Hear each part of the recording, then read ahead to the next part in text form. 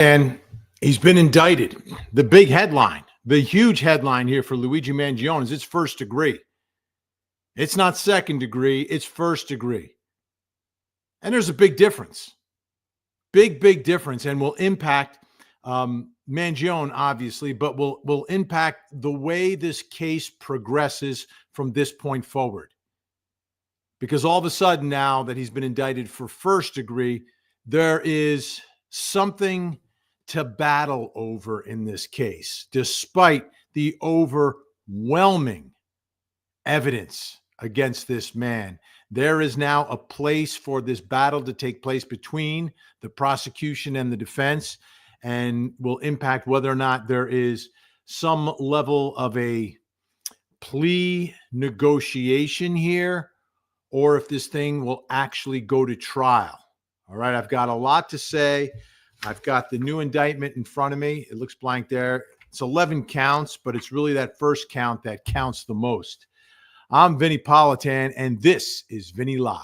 Hey, get ready, get set, let's go. It's true crime, streaming live, worldwide. It's Vinnie Live. It's true crime, streaming live, worldwide. It's Vinnie Live. Get ready to post inside the chat. Get ready for the prosecutor hat. Get set to like and to subscribe. Let's go. It's time for Vinnie Live. It's growing on you. I know it's growing on you. Even those of you who don't like the intro song, it's growing on you. It's Vinnie Live on a Tuesday. Big news. The press conference just ended. But what this is really about is the new indictment against Luigi Mangione, and it's first degree. And initially the charges were second degree, and we talked about that at the time. We said it's a very specific set of circumstances that are reserved for first degree in New York. There has to be some special circumstance, whether it's a police officer as a victim, an EMT, a judge, a witness, for hire case, or the T word, terrorism. I don't know if I can say that on YouTube. I don't know if I can say that on Facebook. I don't know if I can say that on Twitch. I know I can say it on X. All right. So this has been elevated now by the grand jury. And how it works, yes, it's elevated by the grand jury, but it is actually the prosecutor, the DA, who sets the table. You don't get first degree if you don't ask for first degree. And usually if you ask for first degree, you're going to get first degree. And this involves everything. And everyone's asking right out of the bat, is it a D pen? Is it a D pen? Is it a D pen? No. We're in New York. We're in New York. There is no D pen. Despite all those episodes of Law and Order, New York got rid of it a long time ago. So there's no D pen. So obviously the sentence is much longer. I think it begins at 25 to life. But beyond that, it changes everyone's posture now in this case. Okay? And that could be part of the reason that you indict for first degree.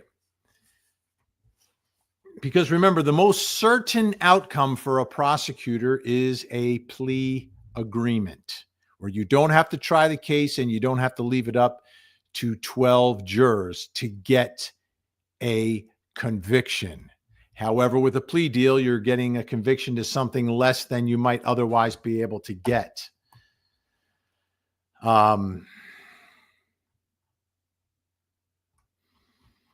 By the way, folks, we're streaming live on Facebook, my YouTube, and I believe we're also streaming live on the Court TV YouTube channel today. So welcome to all those folks. We're also on Twitch. We're streaming live in Twitch, and of course, we are on X. So we are everywhere that we can be at this moment. Thanks for joining us. So First degree, it's a game changer. And the reason it's a game changer is everyone's approach to the case. Now, if you are the high-powered attorney, and we talked about her on my show last night, Vinnie Politan Investigates, the posture is different. Listen, they've charged you with first degree. Maybe, if I'm lucky, I can get them to agree to second degree, and we can argue for 15 to life or something. You know what I mean? Like, it changes everything. Because if it was just a second degree charge, there's nowhere to go in negotiations because this isn't a manslaughter case. I mean, from the prosecution's point of view, the defense might argue for it. Heck, the defense might argue if they go to trial for a not guilty. But realistically now, where this is postured is now there can be actual negotiations where the prosecutor can save face and give him a deal. And that deal would be second degree murder. Red rum. Okay. That's where the deal is now. That's why this changes everything. It changes his exposure, which means if he decides to go to trial, it could be like game over time, right? Even though with his age, he'll have a chance to get out in New York.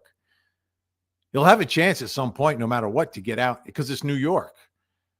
There'll be a parole hearing somewhere, especially since he's only 26 years old. So whether he's in his mid-50s or 60s or potentially in his 40s, depending upon what the deal is here, he'll have an opportunity to apply for parole. It may or may not be granted. We don't know.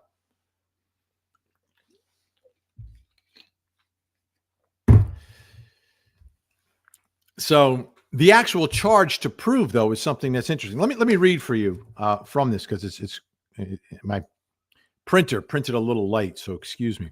The grand jury of the County of New York by this indictment accuses the defendant of the crime of red rum in the first degree in violation of Penal 125.27 subsection 1A 13 subsection B. The defendant in County of New York on or about December 4th, 2024. It's funny because they always say on or about because we don't want to be held to a precise time, but this one was on video. So even though they use that legalese, they didn't need to. They could just say on December 4th, 2024, being more than 18 years old at the time of the commission of the crime with intent to cause the death of another person, caused the death of Brian Thompson, and said person was killed. And this is where the on or about, because he, parts of the crime where he's coming up with the reasoning could take place before then, obviously. Said person was killed in furtherance of an act of terrorism involving a violent act and acts dangerous to human life that were in violation of the criminal laws of this state and were intended, and this is the key, okay, this is where we get into the intention is really another way to talk about the motive, like why did he do this? What they're saying is were intended to intimidate or coerce a civilian population, influence the policies of a unit of government by intimidation or coercion, and affect the conduct of a unit of government by murder, assassination, or kidnapping. I'm telling you right now, the reason why this first degree indictment is powerful for prosecutors is because they can easily agree to second degree and feel fine about what they're doing, because this is not a slam dunk first degree, because nothing he was doing was aimed towards the government. It's indirectly towards the government and the civilian population. But it's not traditional. It's not traditional T word. Okay. It's not traditional T. You know what I'm talking about. Rhymes with errorism. Okay. It's not traditional in that he's not intending to intimidate the government or make them do one thing or another. Now you can say that insurance is regulated by the government. So you've got the what would I say? You have an argument that it is, but there's another argument that says it doesn't fall under this. And this now will be issue one for the defense. either in their negotiations, if they want to do that quickly, or in the litigation of the case, right? So they could litigate it, and as a matter of law,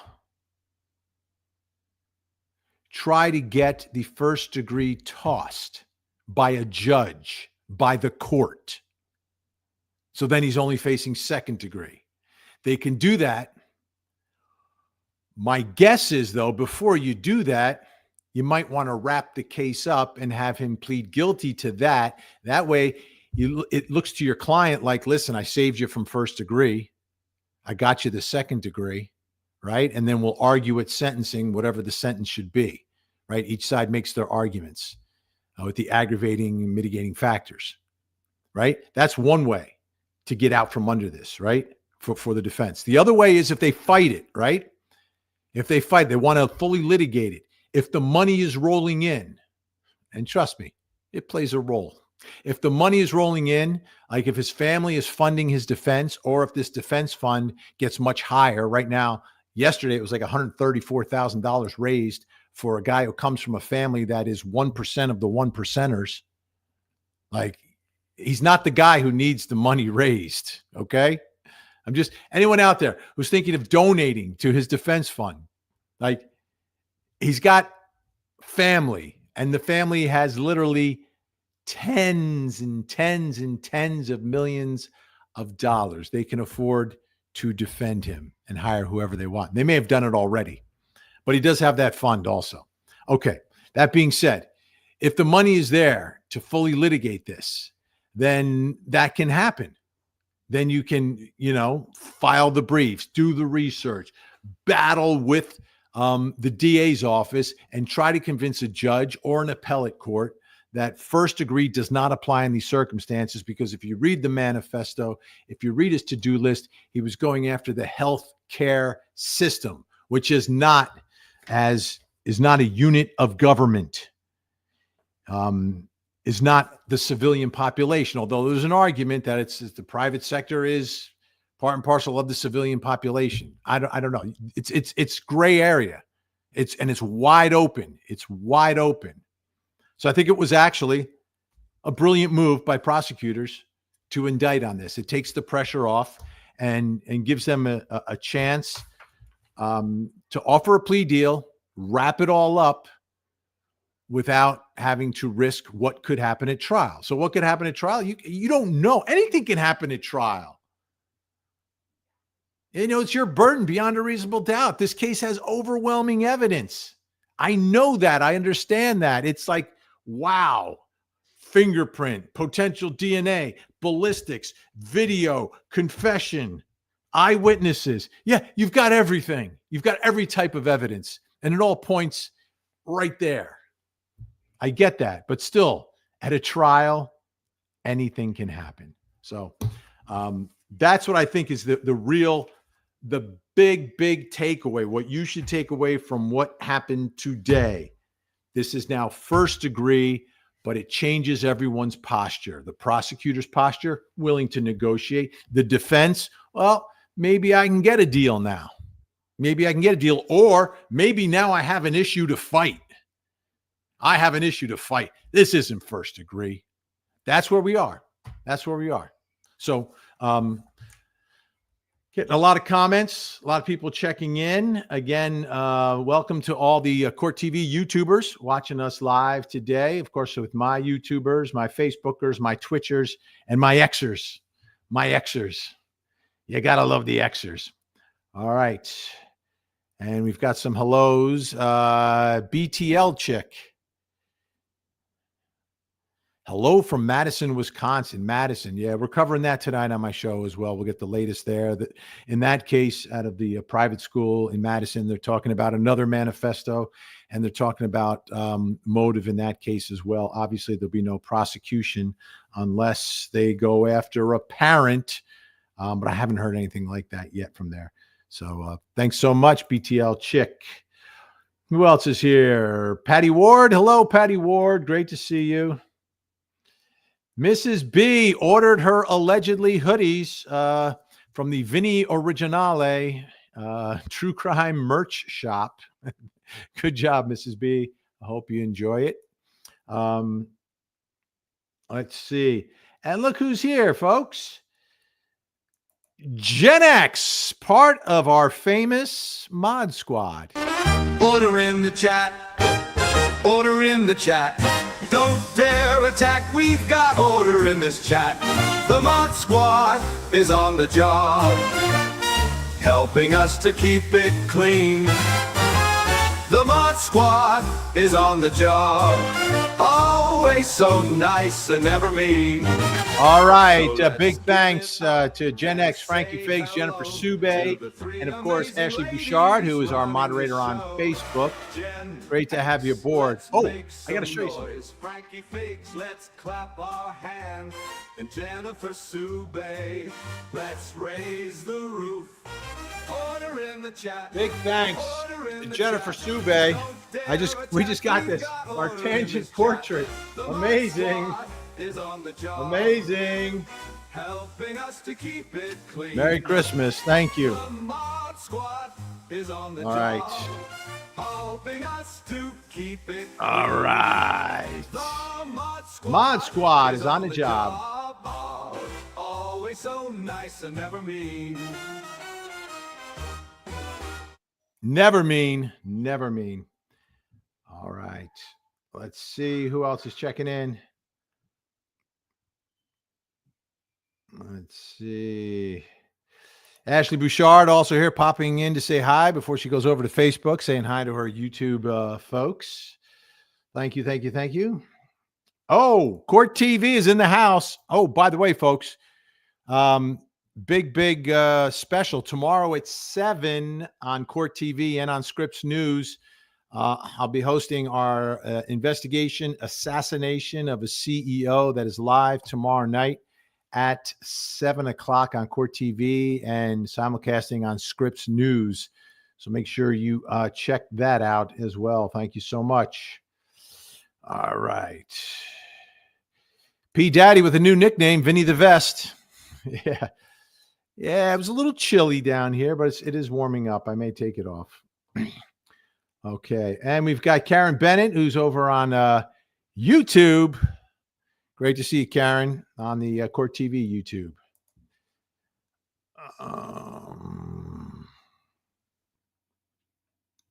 Whoa.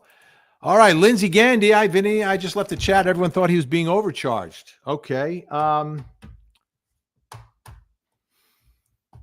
No, it's not. It's not an overcharge.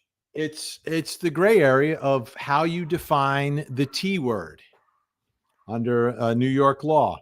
Can it include taking out a private citizen in an attempt to impact the healthcare sector in the United States? The healthcare sector is regulated by the state. It's regulated by the federal government.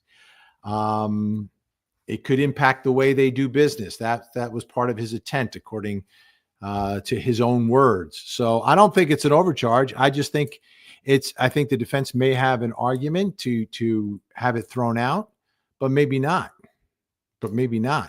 Like if he did what he did in Georgia, it'd be life without the possibility of parole. Easy.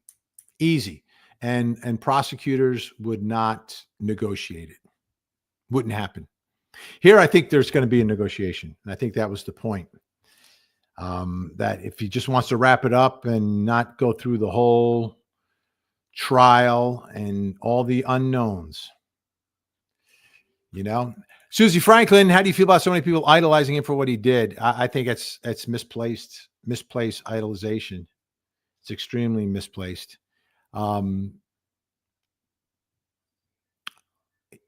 Especially in what I think is going to happen. I think there'll be a level of mental illness that'll be uncovered.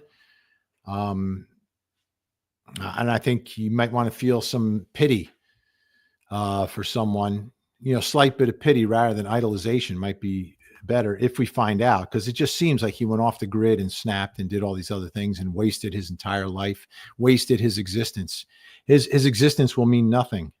It will mean nothing soon. He's a headline now. There'll be a brief conversation. But the only thing that's going to change is the level of security for CEOs. That's all. That's the only change that he implicated, that he caused. That's the only change. The business of insurance is not going to change. It's a business, And if the only way it changes is if the regulations change, and it's regulated. So if they do something that is illegal, they get called out on it. Insurance companies, all different types of insurance companies, there are guidelines to what they can and what they can't do. And if they violate any of those laws or regulations, then complaints need to be made. And then, the justice system does its work. And honestly, the way you change the way people do business, if they're doing business in a way that is illegal, is you take money from the business. That's how you change it. You take money from the business. I mean, and you just have to look at the reality of it. There are competing things here, right? It's a public company. The people who run a public company are beholden to the shareholders. Okay? And their job is to make their private company profitable. Now, if you don't want private companies in the world of health insurance, then, change the laws, change the system. But I don't know how you do it without health insurance. I don't know how you do it. But if a company is a business and it's the insurance only exists if they make money. If they don't make money, they cease to be in business. Now you can argue about how much money they should make, if there should be a cap on what they make. But now you're talking about changing regulations, not taking lives.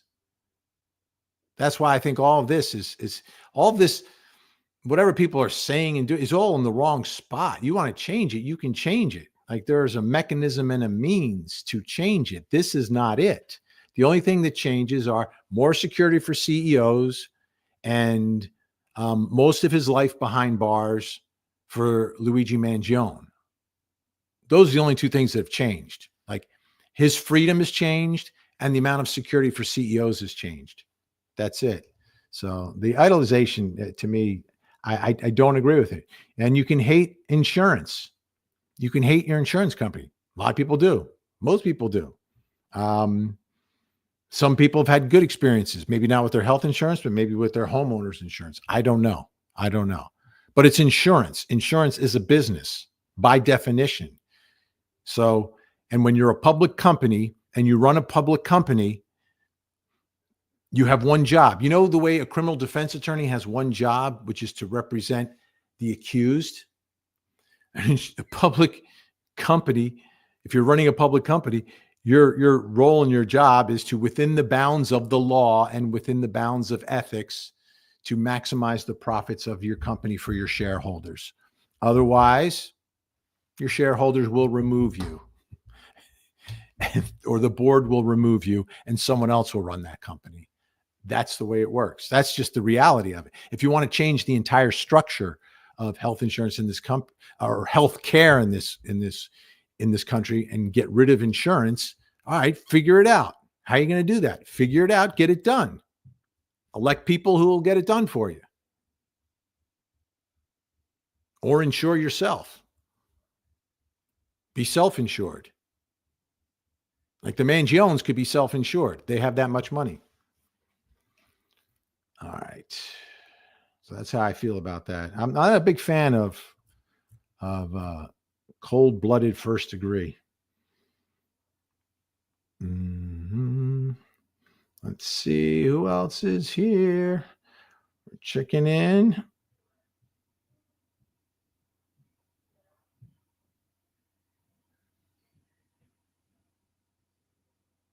Sally Vella with a good, his nostrils are large. He picks his nose. Well, they're not like this moment I captured. I wanted you to see. Because this is when we see him after he's been caught and arrested, not the beauty shots that we've been seeing before, the flirting or the posed for shots, from his social media and other places. This is where he is right now. And that's why I still believe everything that's going on is connected to some level of a mental breakdown. And it can happen in men of that age. That's right around the age where some of these things can set in. I don't know. I haven't evaluated him, obviously, and I haven't heard anyone who's evaluated him yet. But I think that's going to play a role in all this. All right. Oops. And don't forget, folks, that we do have Court TV's YouTube channel watching, along with Twitch, X, my YouTube, and my Facebook. All right.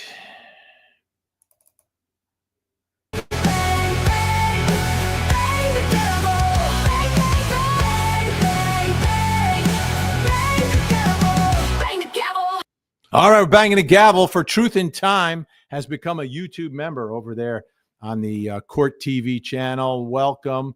Great to have you aboard as a member. No memberships on my YouTube channel, but you can join on Court TV's, and different levels of membership give you access to different content, some good stuff. So there we have it. Now, thanks so much, Truth in Time. Great to see you. Franz Borghardt. Great question on X. What about the federal government? Okay. So, could this be a federal case? Could this be a federal case? And if you dropped it over in the federal column under the T word, which is not tiramisu, and dropped it into, do you get a potential for the deep end? Perhaps. But will this be a federal case? I don't think so. Now, you could argue, like, he fled to another, like, what you need is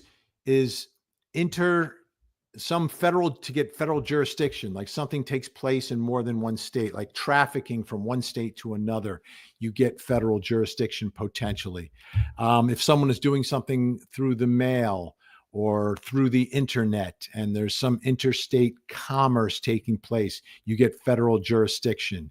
If it's a federal building, a federal employee, federal property, you get federal jurisdiction.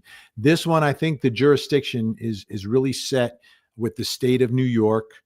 New York has appropriate measures to handle it.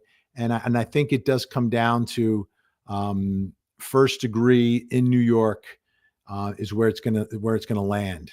I think it'd be a stretch for the feds to come in on this. I really do. Did he plan it in another state? Did he take any steps towards this from another state? Well, he may have.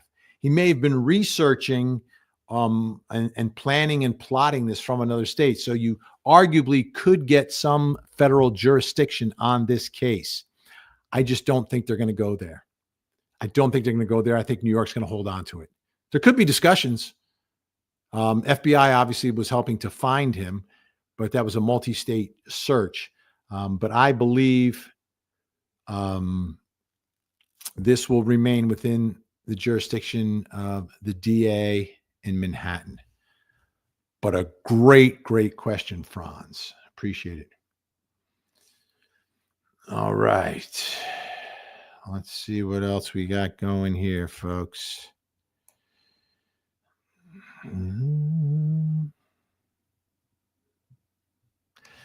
Anita on Facebook. Hi, Vinny. I'm glad they're charging first degree and other charges. Yeah, there's 11 altogether. But a lot of it's duplicative. And if he was convicted of all 11 for sentencing purposes, they would all merge. The only charges that potentially could be added on at the end could be Pennsylvania. Because now you're committing a crime within another jurisdiction. Those charges are much less involved. But we'll see what Pennsylvania does with that. We'll see what they do. If there is a plea agreement, they might try to wrap in the Pennsylvania charges as well. That is possible to do with the cooperation of Pennsylvania. Pennsylvania can't be told what to do, but they can play nice to do that, to get that done.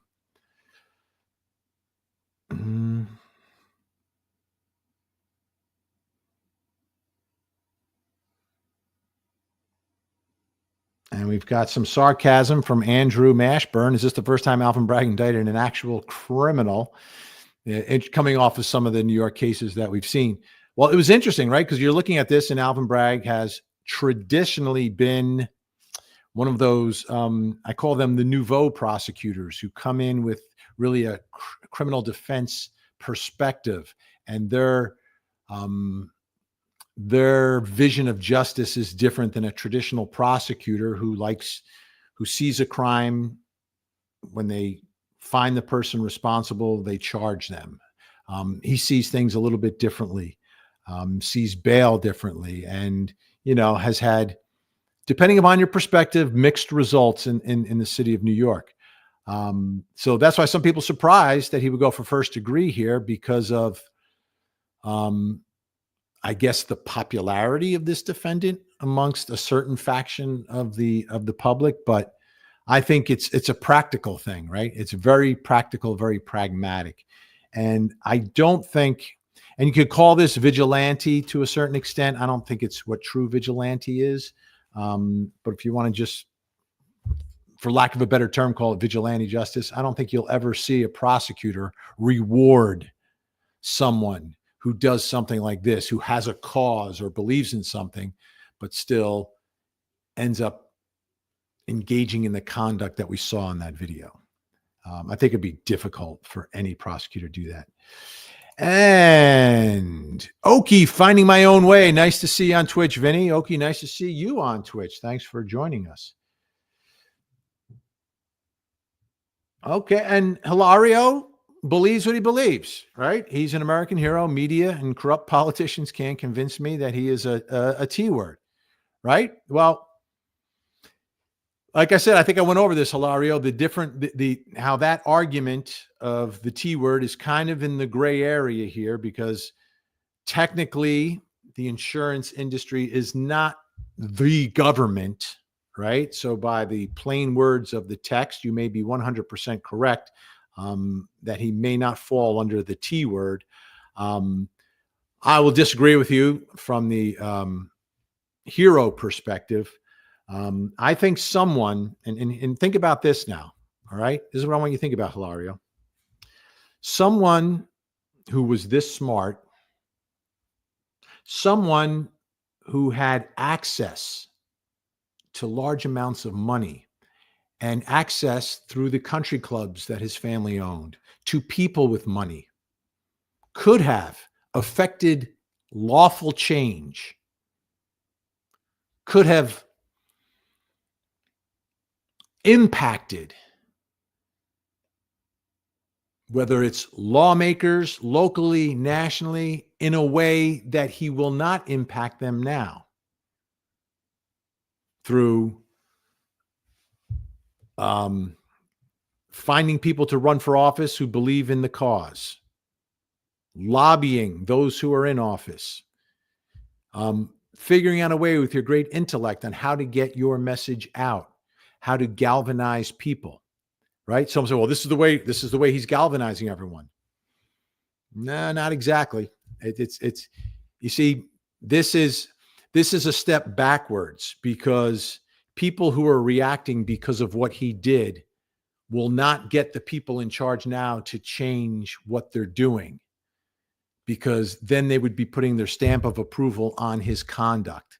So I think he has actually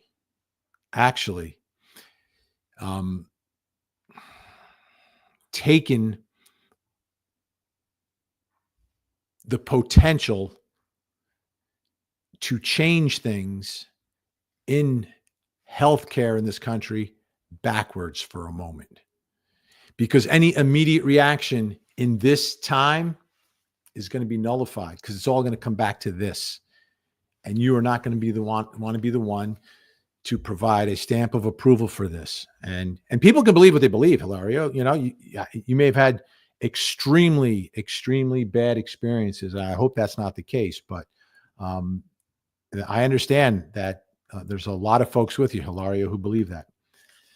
All right. Who else we have here? Scott, I think I've answered why the T charges. I think I've answered that. If you joined late, let me see. No, this was an early comment. This is a half hour ago, so I think I answered that. It's what's interesting is this is right. This is the interesting part.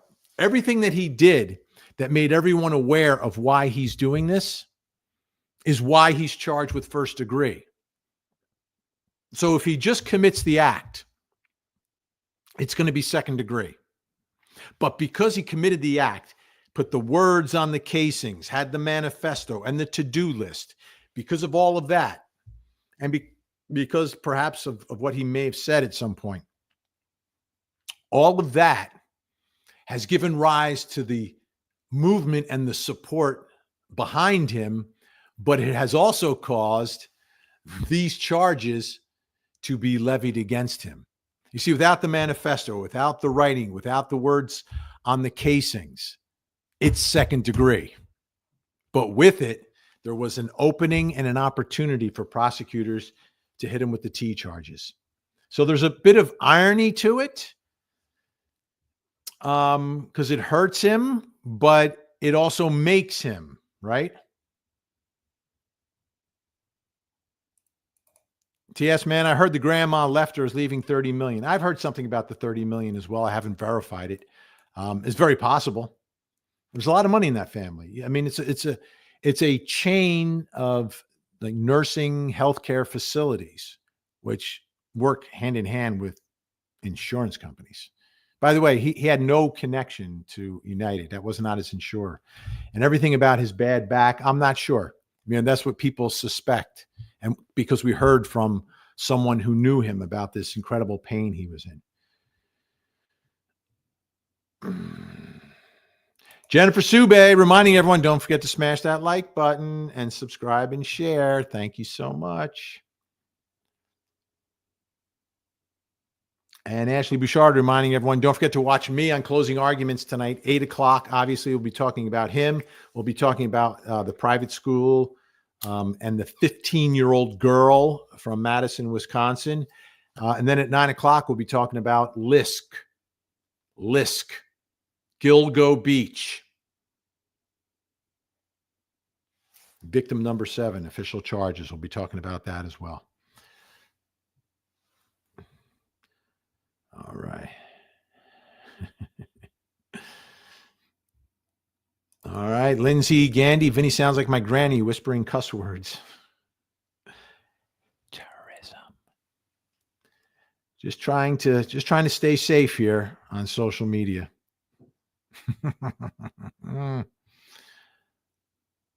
All right.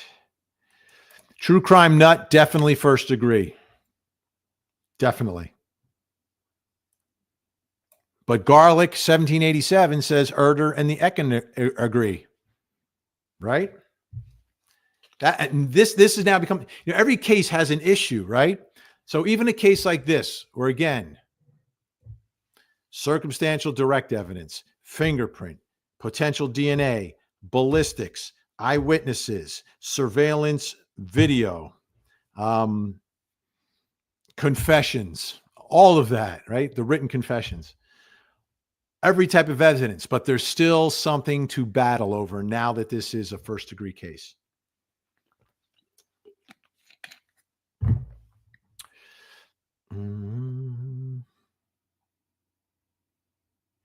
All right, I'm just going to scroll past a few here.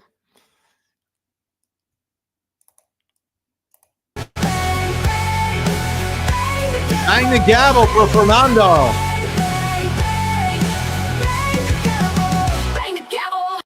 All right, banging the gavel for Fernando Diaz. He's become a YouTube member over on the Court TV YouTube channel. Welcome, Fernando. Great to see you. All right, let's see. This is an interesting question. Why are people donating to his defense? Well, generally, if people believe in something, believe in a cause, believe someone's being wrongfully prosecuted or deserves, or you want to show your love to, I get that, right? And we've seen that in a handful of cases. I'm not going to say many cases, but a handful of cases. Here's the problem. He doesn't need the money. Like, is there an acknowledgement? Like, do the people who are donating, who don't have a lot of money, realize how much money his family has? Right? Like, enough to send him to a $40,000 a year private school, K through 12, and then to the University of Pennsylvania for undergrad and for grad degrees. Like, what I just added up is more than 7 figures, right? I think. I don't know. You got to do the math. Right? Like, they've got the money. So I do question that. Like, I understand in most cases, but in this particular case, I think you should take that money and, I don't know, maybe he should donate that money to help someone with their copays or to help someone get a surgery that they need. That's what he should do with the money. Maybe he will. Maybe he will. Because he doesn't need it.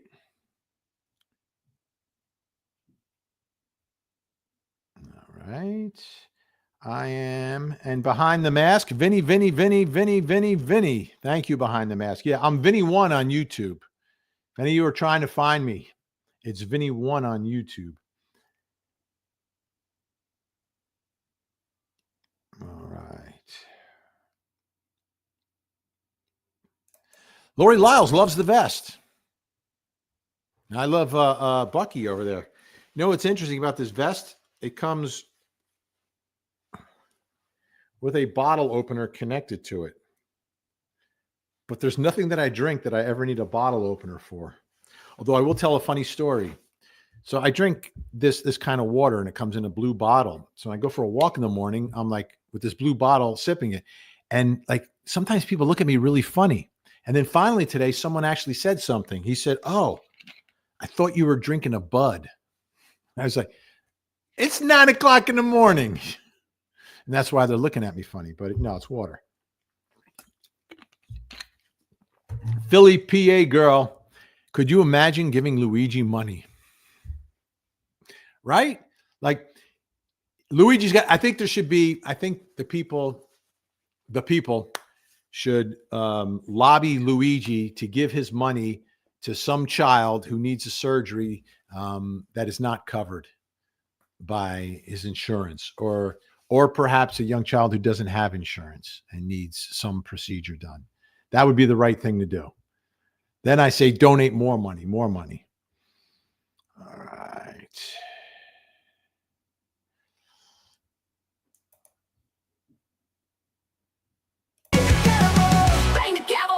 Banging a gavel for Amanda. GC has become a YouTube member. Welcome to the gang. Welcome to the gang. A lot of bang, a lot of gavel banging right now. All right. So I need to remind you to watch me tonight. We're doing this tonight. By the way, I am, 1 second. Where am I? Oh, here it is. I just got to check my text messages real fast. When I'm in the middle of the show, I always have to check with work, make sure I didn't do something wrong.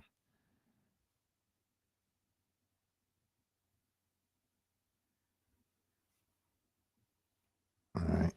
One note from work.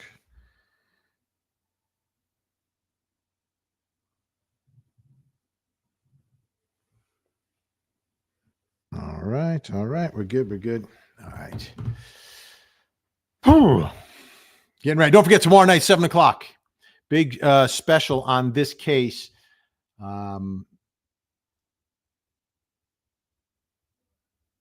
Okay, this is interesting from Mons Ben Theo. Mons Ben W. Theo. Hello, Vinny. Love you. Love your show. Love it all. Did you see my theory on where Murdoch's nugs are on Facebook? Seriously, that's why they can't be found. I've got to check. I did not see that. I'd be very interested We were talking about that the other night on the air. Alec Murdoch.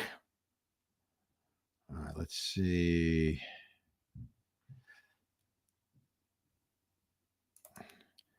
All right, banging the gavel. So I gotta find it again. Here we go. Jamie Brooke, YouTube member. Boom. And Glenda's wondering if the charges will be federal. I talked about that. I don't think so. I think arguably they may have some way to get jurisdiction in the case. But at this point, I believe that jurisdiction will remain with the Manhattan DA's office. All right. Someone asking him if he had done it in Florida. If he had done it in Florida, easy. Nothing's easy, but it's easy life with a potential for a D-pen. It's life with the potential for a D-pen. True crime nut. He crossed state lines. Yeah, he crossed state lines to come here. But did he do anything before he crossed state lines as part of this crime? You see what I'm saying? Like just crossing state lines, not enough. What you really need to do is engage in some conduct towards the furtherance of the crime before you cross the state line into New York. I mean, is actually jumping on the bus enough? I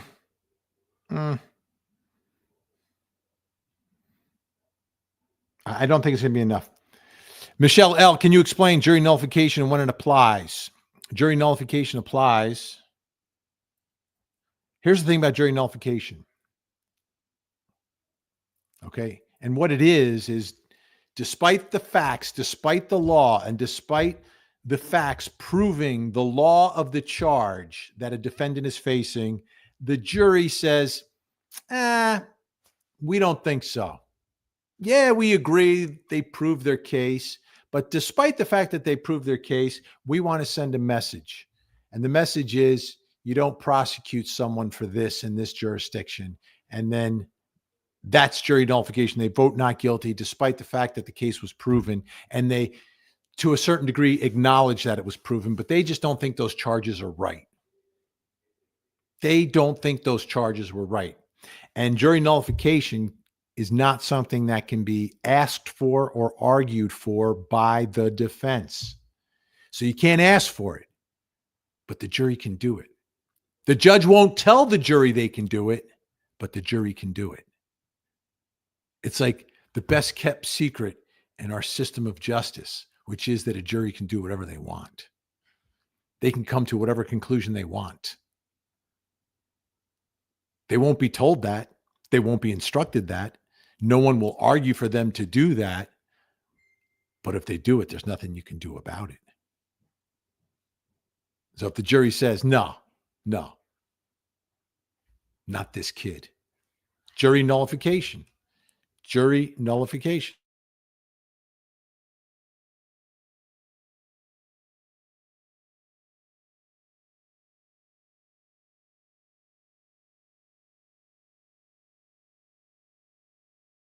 Had to mute for a moment there, people. 1 second. I have to check something real fast. Sorry. We've got a little activity at the house right now. Thank you, Michelle L. So it only applies when the jury wants it to apply.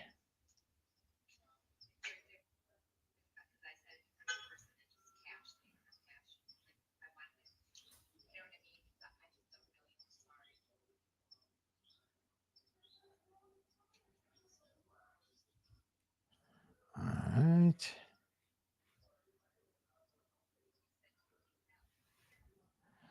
All right. I just got to keep my eye on something, folks. Don't worry. Everything's okay. Don't you worry about me.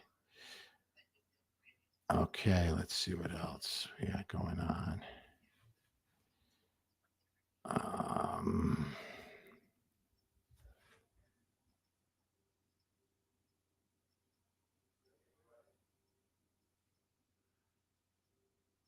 Here we go. Vinnie defending capitalism.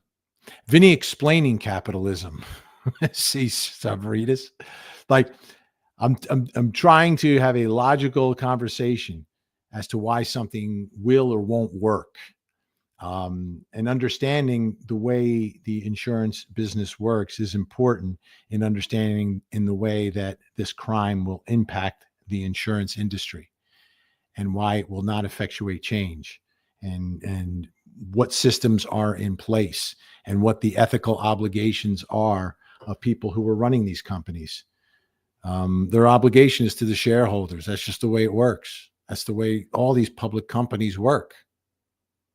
That's I mean, you ever hear of shareholder lawsuits and things like that? Yeah, there are problems. Now, if they want to run a company to make less money, that's fine.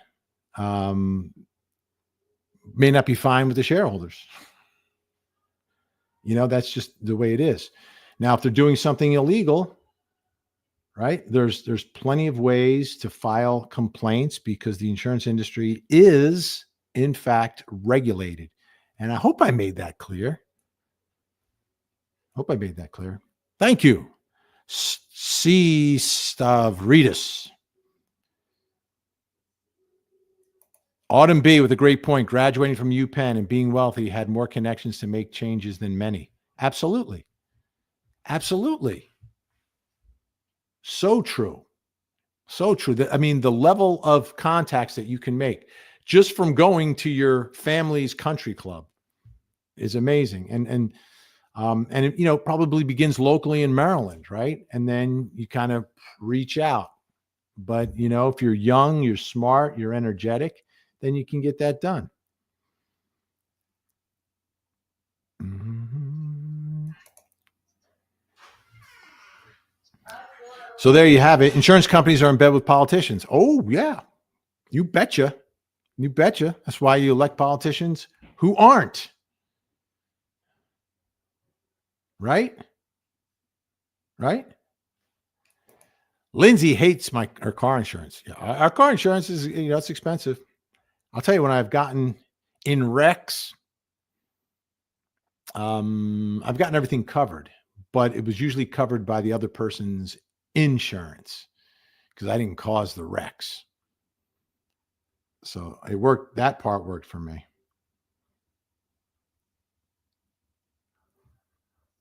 Mm-hmm. All right, I'm going to scroll a little bit because I've got to run. I've got to run and get ready for the big show tonight at 8:00. But we had a nice crowd here today. Brooklyn Janet, no excuse for red rum, but he's brought insurance industry greed and menacing power over an average American into the national conversation. Yeah, there's a conversation. I don't think there's going to be change yet. And the conversation's been going on for some time, hasn't it? Like, I mean, right now, it wasn't part of the last cycle of issues in the election because of a lot of other problems, but it's more than insurance. It's the entire healthcare. It's like, why do things cost what they cost? Right? I think it starts with the cost. Why do things cost what they cost? And is it the influence of the insurance industry that jacks up the prices for people without insurance, right? Because, the insurance companies pay a different rate than you would just pay out of your pocket. That's a problem. I get it.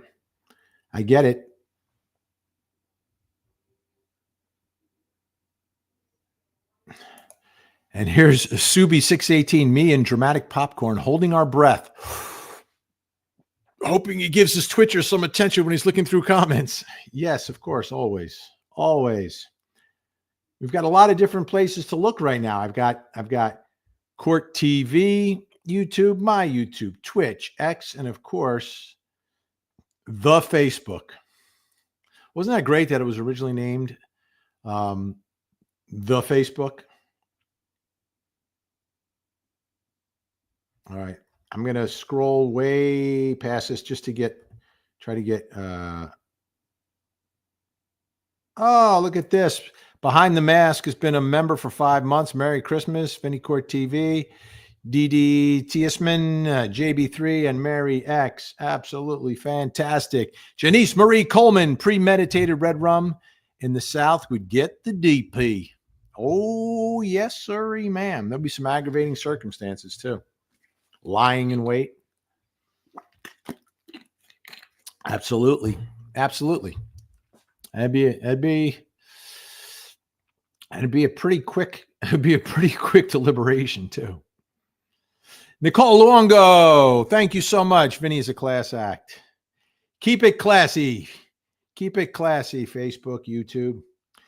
Speaking of classy, Cassie Cassius, Judges 4 and 5 in Psalm 83. There you go. Everyone's looking it up right now. Let's see.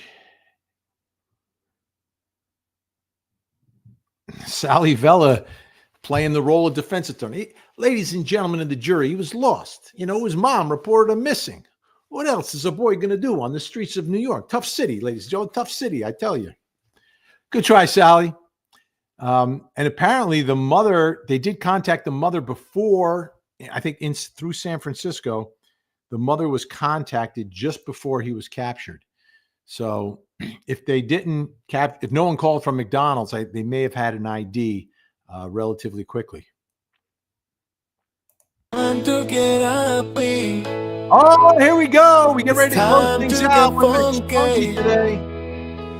It's time for us to smile. Because here comes Max Spunky. Big Spunky. Great to see you. Saying hello to Gen X, Frankie Figs, and of course, Jennifer Sube. Great to see you, McSpunk. All right.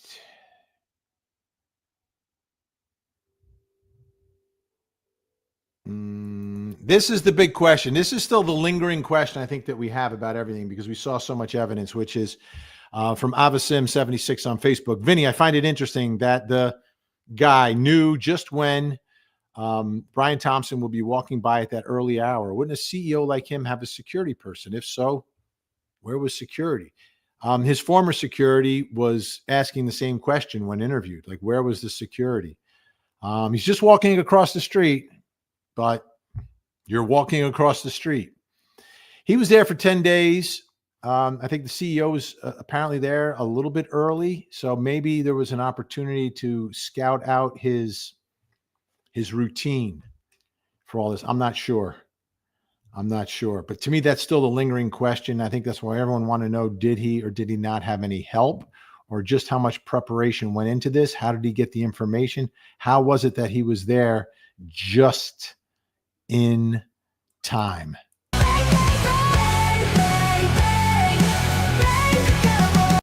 Bang the gavel for Carly McBain. Became a YouTube member. Congratulations. All right. The dude crossed the state line. I know he crossed the state line. I said there's an argument for it, much stronger as for state jurisdiction, which I don't think they're going to give up. And I don't think you're going to have him tried by two different jurisdictions. Although anything's possible.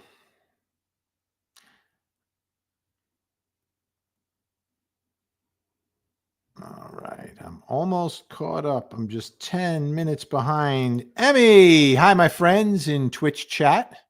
Look at that. Way to go, Emmy. Thank you so much. Brooklyn's still in the house. Americans infuriated with politicians taking money from corporations to do as they please. No regulations. Politicians cooperate and get campaigns for work for big business. Yeah, it's the world of lobbying, right? And you know who has the biggest hold on Washington? Our representatives? Big tech. Big tech. Washington needs to be disrupted. A new power structure. The people need to. It's power to the people. Power to the people, but not law and disorder. See, there's a difference between power to people and law and disorder. Breezy, wouldn't jury selection weed out those who might be considering nullification, just like those who would support him? Jury weed out those who might look at it. Yeah. but there's always the stealth juror, the infamous stealth juror, the person who gets the notice to go down to court and has an agenda, but does not reveal it. It happens. It happens. It absolutely happens. That's what you got to be careful. You got to be careful. All right. I am so far behind. I need to get to the studio, folks, to get the show done tonight. I am short on time. Mm-hmm. Ba-da-da-da-da. Let me just check in at work here. Do do do do do do do do do. All right, I have to run. I don't have time for the blood sugar game today, folks. I have to run. Thank you so much for all your support. Thanks to everyone on Facebook, Twitch, my YouTube, Court TV's YouTube. 8 o'clock tonight on Court TV. We'll be talking about this. 9 o'clock, we'll be talking about Lisk, the Gilgo Beach man. I don't say his name. We'll take a deep dive into that. In the meantime, please don't forget to hug the kids. Get ready, get set, let's go. It's true crime, streaming live, worldwide. It's Vinnie Live. It's true crime, streaming live, worldwide. It's Vinnie Live. Get ready.